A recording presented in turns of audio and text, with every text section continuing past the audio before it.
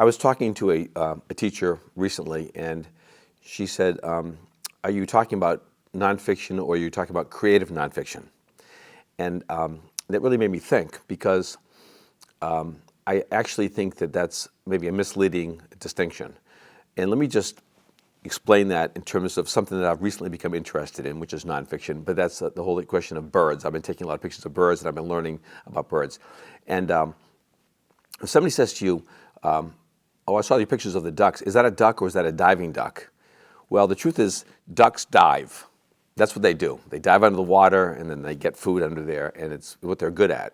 So you would say that it's by the definition. And the same thing is, I would say nonfiction is essentially creative. I think good nonfiction writers are always using a range of techniques and strategies to engage the writer.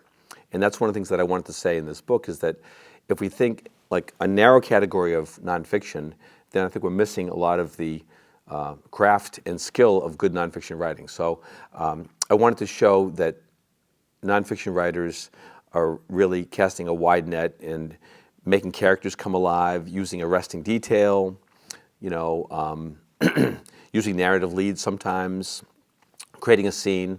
These are some of the same strategies that all writers use. Nonfiction, even fiction writers would use these strategies, but I wanted to also say that they can be used, they can apply to good nonfiction writing.